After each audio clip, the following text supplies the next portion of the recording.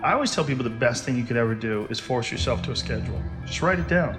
Like today I have to do an hour on the treadmill. I have to do an hour, no matter what. Even if you're walking on it, you're doing an hour on a treadmill. The next time you're going to do it, just, okay, you did an hour and this is the amount of miles you got in. Next time you're going to, add 3 miles. Put an extra 3 miles in that 1 hour. And just keep doing things like that. Write down, today I'm going to do 100 push-ups, and I'm going to do 100 sit-ups, and I'm going to do 100 chin-ups. That's today. And then force yourself to adhere to a schedule.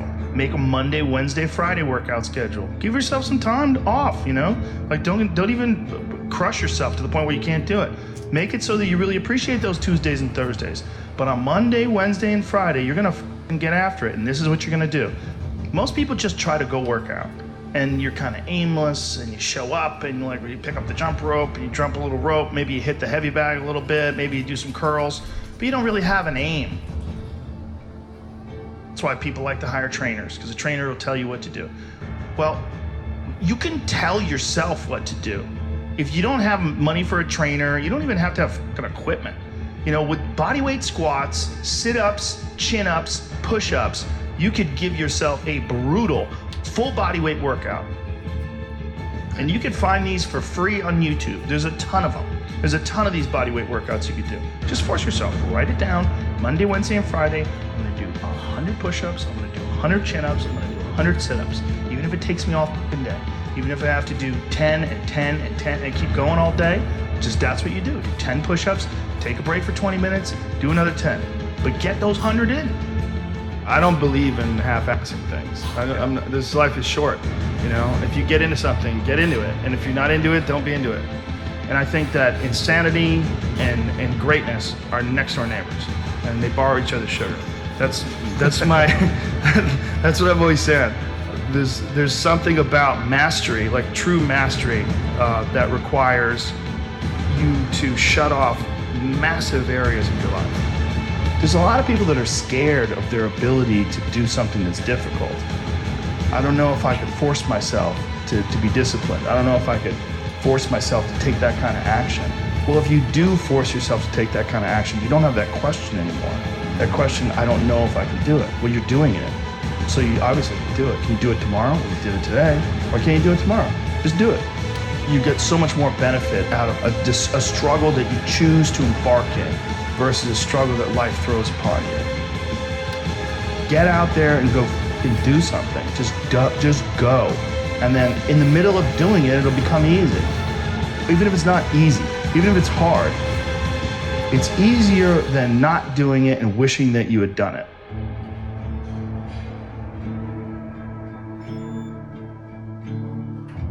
Oftentimes people confuse discipline with focus, and this is why that's important. There are things that some people can excel at because they're focused on them and because they're drawn to it and they have an incredible passion for it, versus like you tell a guy like, hey, you're going to study to be an electrical engineer. It's like, I don't want to be an electrical engineer. Well, you got to have discipline. And so they don't have the drive, and they don't get excited about it, and they don't do. But if you tell that guy, whatever, you're going to be a golfer, and he loves golf, and he's practicing every day, and he becomes a professional golfer. And you say, well, I thought that guy didn't have any discipline. Well, it's not that he didn't have any discipline. He's just not interested in that other thing. I was never a disciplined kid, but I would find things that I loved, and I was obsessed, and I always felt embarrassed by it. Because people would say, oh, your son, like to my mom, your son is so disciplined.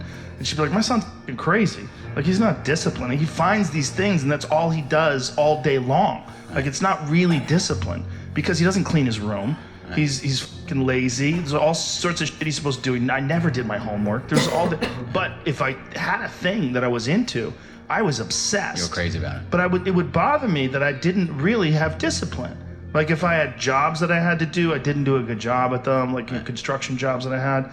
But when it came to martial arts... How did you find those things, though? How did you find those things? You stumbled upon them? I just got lucky. Martial arts, I just got lucky. And it clicked with me like almost immediately. I became obsessed, and I wanted to excel at it. And so I was just doing it all day long.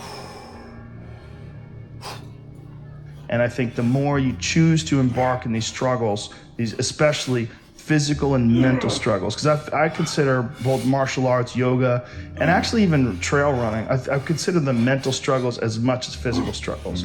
Like, because I could stop anytime I want. I'm halfway up the hill, I can go, fuck this, so I'm walking the rest of the way. Call my dog over, put him on the leash, I'm like, we're walking, buddy.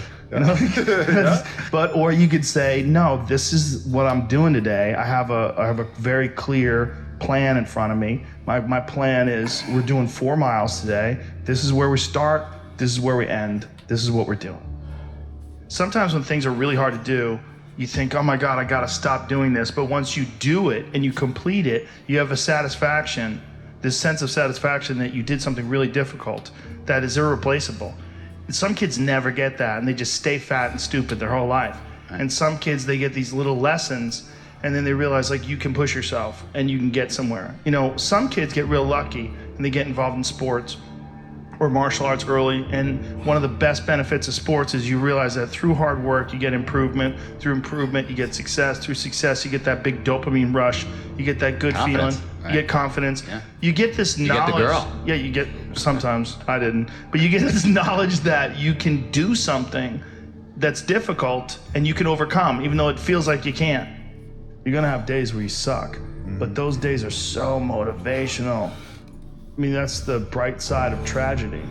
So when you come through it, you really will have an appreciation for the moments without tragedy. You don't really feel it unless unless life burns you. You don't really feel it. It's one of the things that I tell people all the time, because a lot of people have a hard time defining themselves. They define themselves by failure because they failed. But I'm like, you're not your failures, you're you, okay? Your life is a series of lessons you've learned. Now, if you just dwell on the failures, like, that's not healthy, it's not smart, and it's not empowering. What you gotta do is look at those failures and go, well, now you know what not to do. But you're not that, you're you. You know, you could have done the stupidest shit ever, but it's not you, that's not you. You're a different thing. You're the being that's experiencing all these failures. And if you know that they're fuck-ups, then you've learned, okay? If you repeat them over and over again, well, then I can't talk to you. You know, if you keep going back and doing the same stupid shit over and over again, well, you got a deeper issue. You know, I don't know what it is, but I don't have the time. Building up that ability to endure things, that's also a very important mechanism that you could apply to everyday life. Like that, the mechanism of understanding how to endure. Like Jocko Willink's a perfect example. You know, he has that thing on his, if you go to his Instagram page, almost every other photo is a watch. And it's a watch that says 4:30 in the morning, because that's when he gets up and he works out. And he earns the sunset. And he does that, he's so disciplined, and he's got this saying, that's a great saying, discipline equals freedom. And it's true, because he's able to force himself to do that every single time. There's no excuses, there's no breaks, there's no days off. It doesn't happen. So because of that, you're not scared.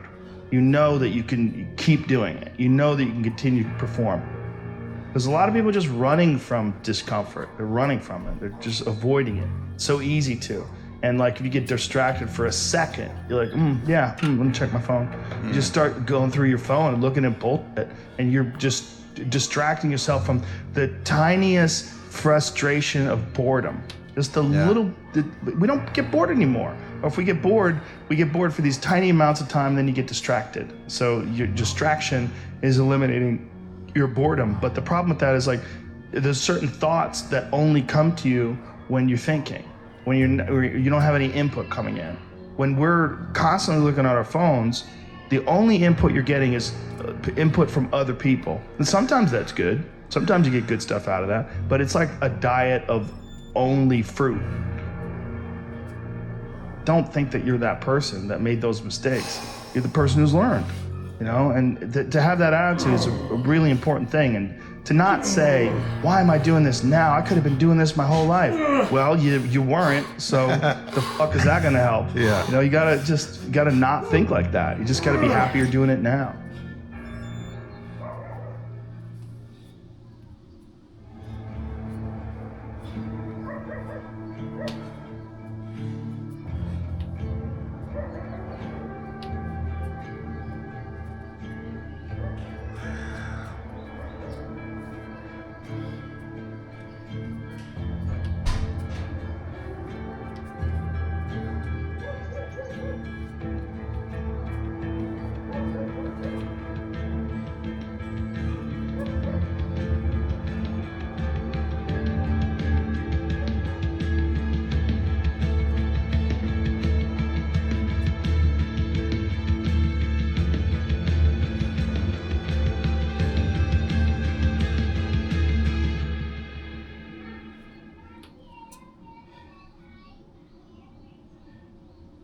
and you're gonna fail, and you're gonna fail, and you're gonna fail, and you're gonna fail, and then you're gonna win.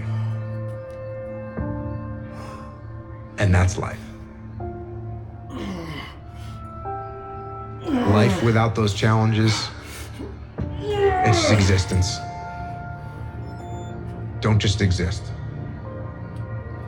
Go live.